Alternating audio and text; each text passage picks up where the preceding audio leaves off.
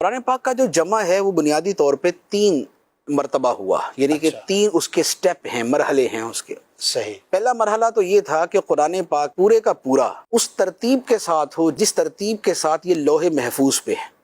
اچھا، جو آیت پہلے ہے وہ پہلے ہو، جو بعد میں ہے وہ بعد میں ہو، جو سورت پہلے ہے وہ پہلے ہو، جو بعد میں ہے وہ بعد میں ہو۔ صحیح۔ سورہ فاتحہ سب سے پہلے، سورہ بقرہ اس کے بعد، آل عمران اس کے بعد، نساء اس کے بعد، سورہ مائدہ اس کے بعد، اس ترتیب کے ساتھ، اور پھر ہر سورت کی جو آیتیں ہیں یہ اسی ترتیب کے ساتھ ہوں۔ صحیح۔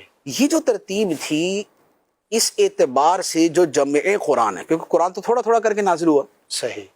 تو اب اس کو ایک جگہ اس انداز میں جمع کرنا کہ صورتیں بھی اپنی ترتیب پہ رہیں، آیات بھی اپنی ترتیب پہ رہیں، یہ تو نبی پاک صلی اللہ تعالیٰ علیہ وآلہ وسلم نے خود کیا کہ جب کوئی آیت مبارکہ نازل ہوتی یا آیات نازل ہوتی یا صورت نازل ہوتی تو آپ صحابہ کرام سے فرما دیتے کہ اس صورت کو فلاں صورت کے بعد اور فلاں صورت سے پہلے رکھو۔ ماشاءاللہ۔ اچھا، آیت کے بارے میں فرما دیتے کہ یہ آیت فلاں آیت کے بعد اور فلاں آیت سے پہلے لکھو۔ صحیح۔ تو وہ یوں کر کے آیات اور صورتوں کی جو ترتیب ہے وہ جمع ہو کے جو پورا قرآن مجید ہے وہ تو خود نبی پاک علیہ الصلوۃ والسلام نے فرما دیا، تو اسے کہا جاتا ہے توقیفی۔ توقیفی کا مطلب ہوتا ہے کہ جو شریعت پر موقوف ہے، جو اللہ رسول کے بتانے پر موقوف ہے، طے شدہ ہے وہ۔ تو جو اللہ کے ہاں قرآن مجید کی ترتیب، جو جبرائیل امین علیہ الصلوۃ والسلام جو ہے لے کر آنے کی ترتیب تو مختلف ہے، لیکن جو لوح محفوظ پہ ترتیب ہے وہ، اور پھر اس کے بعد جب قرآن مجید مکمل ہوا تو جو ترتیب جو ہے وہ بنی، یہ وہ ترتیب ہے کہ اس اعتبار سے جو جمع ہے سبحان اس اعتبار سے تو نبی پاک صلی اللہ تعالیٰ علیہ وآلہ وسلم جامع القرآن۔ سبحان اللہ۔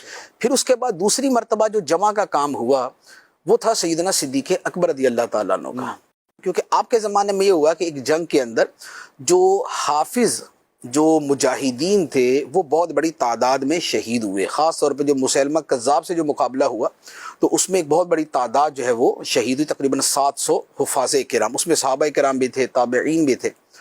تو اس پر جو ہے پھر بعض صحابہ کرام نے جو ہے وہ کہا حضرت حذیفہ رضی اللہ تعالیٰ عنہ نے کہ یہ تو بڑا مسئلہ ہو جائے گا اگر اس طرح حافظ شہید ہوتے رہے، جی، تو اب جو قرآن پاک ہے ایسا نہ ہو کہ کوئی آیت کسی حافظ کے ساتھ ہی چلی جائے، کہ حافظ ختم ہو جائے باقی تو سب کو تھوڑا تھوڑا یاد ہے، تو پھر وہ والا مسئلہ ہو جائے گا۔ تو انہوں نے سیدنا عمر فاروق رضی اللہ تعالیٰ عنہ سے کہا، حضرت عمر فاروق رضی اللہ تعالیٰ عنہ صدیق اکبر رضی اللہ تعالیٰ عنہ کے پاس ہے، حضرت عمر فاروق رضی اللہ تعالیٰ نے یہ کہا کہ کسی کی ذمہ داری لگا کے جی، پورا قرآن پاک ایک بک شیپ میں، اچھا، ایک کتاب کے انداز میں ایک جگہ جمع کر لیا جائے، صحیح، کیونکہ اس سے پہلے جو قرآن پاک تھا وہ لوگوں کے دلوں میں تو پورا تھا ماشاء کہ جو حافظ تھے ان کے دلوں میں ترتیب سے موجود تھا، تراویح اسی کے مطابق جو ہے نا وہ لوگ اپنے اپنے ہاں پڑھتے تھے، راتوں کو قرآن پڑھنے والے اسی طرح پڑھتے تھے، لیکن کسی ایک کتاب کے اندر نہیں تھا، کوئی حصہ اونٹ کی ہڈی پہ لکھا ہوا، کوئی کسی کھال پہ لکھا ہوا، کوئی پیپر پہ لکھا ہوا، کوئی پتوں پہ لکھا ہوا، کوئی کپڑے پہ لکھا ہوا، تو یوں آیات تھی مختلف۔ تو حضرت عمر فاروق رضی اللہ تعالیٰ نے کہا کہ ایک جو ہے ایک جو اس کا فائنل نسخہ ہے جی، وہ ایسا ہونا چاہیے کہ اگر حفاظ بالفرض دنیا سے ختم بھی ہو جائیں تو کم از کم وہ ایک کاپی تو موجود ہو نا اوریجنل، کہ بھئی یہ والی ترتیب ہے، یہ آیتیں، یہ صورتیں۔ ماشاءاللہ۔ تو سیدنا ابوبکر صدیق رضی اللہ تعالیٰ عنہ نے جواب دیا کہ میں وہ کام کیسے کروں کہ جو کام سرکار دو عالم صلی اللہ علیہ وسلم نے نہیں کیا، اللہ اکبر۔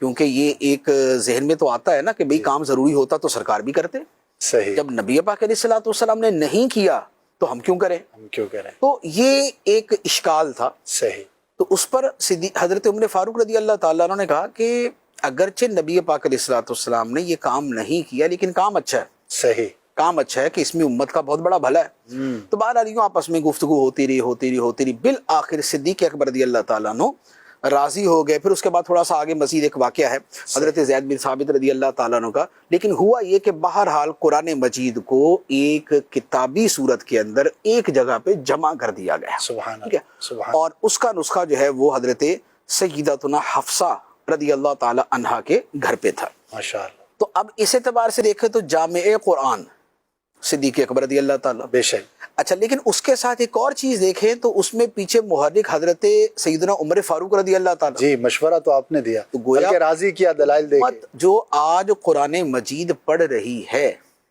اور آسانی کے ساتھ ان کے سامنے موجود ہے، جی، اس میں سیدنا عمر فاروق رضی اللہ تعالیٰ عنہ کا احسان، سبحان سیدنا اللہ، صدیق اکبر رضی اللہ تعالیٰ عنہ کا احسان ہے۔ سبحان اللہ، اب اس کے بعد اب سوال یہ ہوتا ہے، یہ اعلیٰ حضرت علی رحمہ کا ایک پورا رسالہ ہے اس کے اوپر، کہ جب جمع کیا صدیق اکبر رضی اللہ تعالیٰ عنہ، جی ٹھیک، اور اس کی ترغیب اور تائید اور جو ہے وہ سب کچھ جو ہے وہ حضرت عمر فاروق رضی اللہ عنہ کیا، تو حضرت عثمان غنی رضی اللہ تعالیٰ عنہ کو جامع القرآن کیوں کہا جاتا ہے؟ سبحان اللہ، نیچرل کویسچن. ٹھیک ہے نا. تو اس کے اوپر پھر اعلیٰ حضرت علی رحمہ کا پورا رسالہ ہے، اور یہ ترتیب اعلیٰ حضرت علی رحمہ نے بیان فرمائی ہے. اس میں پھر فرمایا کہ حضرت عثمان غنی رضی اللہ تعالیٰ عنہ کا جو لقب ہے اس کی وجہ یہ ہے کہ جب اسلام بہت سارے ممالک میں پھیل گیا جی اور عجمی جو علاقے تھے وہاں تک بھی اسلام پہنچا، پہلے عرب میں تھا، عرب سے دیگر عرب ملکوں میں، پھر عجم کے ملکوں میں گیا، تو اس پر کیا ہوا کہ اس پہ ایک صحابی نے آ کے حضرت عثمان غنی رضی اللہ تعالیٰ عنہ سے کہا کہ بھئی یہاں تو قرآن مجید کے اعتبار سے اتنا مسئلہ نہیں ہو رہا، صحیح، لیکن دوسرے علاقوں میں یہ ہو رہا ہے کہ قرآن پاک کو پڑھنے کی مختلف اجازتیں تھیں، مختلف انداز میں پڑھنے کی اجازتیں تھیں، صحیح، کیونکہ قریش کی لغت کچھ اور تھی اور دوسرے کچھ قبیلوں کی اور تھی، تیسرے قبیلے کی کچھ اور تھی، اور سب کو یہ اجازت تھی کہ قرآن کے الفاظ کو اپنی لغت کے مطابق پڑھ لے. صحیح. تو اب جو جس علاقے کا صحابی جس علاقے میں گیا اس نے ویسے جا کے پڑھا، وہاں والوں نے اسی کو اڈاپٹ کر لیا. صحیح. اب دوسرے والا آ کے وہاں پر قرآن پڑھے، وہ بولے نہیں یہ تو قرآن تھوڑی ہے، قرآن تو یہ ہے. اللہ اکبر. تو اب گویا قرآن پاک کے بارے میں یہ اختلاف شروع ہو گیا کہ بھئی وہ والا پڑھنا صحیح ہے یا یہ والا پڑھنا صحیح. نفس حکم کے اعتبار سے تو وہ ساری صورتیں جائز تھیں، صحیح، نبی پاک علیہ الصلوۃ والسلام نے اجازت دی تھی مختلف لغات عرب کے اوپر پڑھنے کی. صحیح. اور ایک پھر حدیث مبارک بھی ہے انزل القرآن علی سبعۃ احرف، پھر اس کی بھی تفسیر اس میں آ جاتی ہے. جی جی. لیکن وہ صحابی جو تھے انہوں نے کہا کہ اگر یہ اختلاف ایسے جاری رہا تو امت تو اس قرآن پڑھنے کے الفاظ پر ہی آپس میں لڑ پڑے گی. بالکل تو بنیادی یہ ایک چیز ہے. بڑا خطرناک معاملہ ہے، آپ لوگوں کو کسی ایک لغت پہ جمع کریں. سبحان اللہ، سبحان اللہ. تو اس پر سیدنا عثمان غنی رضی اللہ تعالیٰ عنہ نے پھر یہ کیا کہ آپ نے جتنے بھی دوسرے نسخے تھے وہ آپ نے سارے جمع کیے، سبحان اللہ. اور ان نسخوں کو پھر سٹینڈرڈ نسخہ بنایا حضرت حفصہ رضی اللہ تعالیٰ عنہا کے جو پاس تھا، جو پہلے تھا، سب جو سے. پہلے تھا، اور جس کی تائید دیگر حفاظ صحابہ کرام اور صحابیات کرتے تھے سبحان کہ بھئی یہاں جو لکھا ہوا ہے جس انداز میں ہے یہ بالکل وہ ہے جو نبی پاک علیہ الصلوۃ والسلام کی لغت پر تھا. سبحان اللہ. یعنی عربی لغت ایک، لیکن اس کے اندر پھر لغات کے جو مختلف ڈیفرنسز ہوتے ہیں وہ والے آ گئے. سبحان اللہ. تو پھر اس نسخے کے اوپر سب کو متفق کیا گیا، اس کی پھر کاپیاں بنوا کے سیدنا عثمان غنی رضی اللہ تعالیٰ عنہ نے پھر پوری اسلامی مملکت میں بھیجی، کیا بات ہے. اور پوری امت کو ایک انداز کے اوپر جمع فرمایا. سبحان. اور وہ جو اضافی تھے وہ سارے کے سارے آپ نے جو ہے وہ رپوش کر دیے، وہ آپ نے سائیڈ میں کر دیے.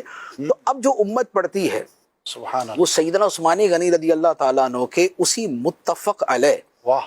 جس پر پھر سب صحابہ کرام متفق ہوئے، جس پر ائمہ متفق ہوئے، جس پر امت متفق ہوئی، یہ وہ والا ہمارے سامنے نسخہ ہے جو چلتا آ رہا ہے. سبحان اللہ. تو یہ چونکہ کارنامہ سیدنا عثمان غنی رضی اللہ تعالیٰ عنہ کا ہے، تو اب یوں کہہ لیں کہ اظہار تشکر کے طور پہ سبحان اللہ. اب ہر جمعے کو خطبے میں ان کا نام اسی لقب کے ساتھ لیا جاتا ہے، وَعَلَى جَامِعِ الْقُرْآن، سبحان. اور اس ہستی پر سلام ہو واہ. کہ جو قرآن مجید کو جمع کرنا. کیا بات ہے.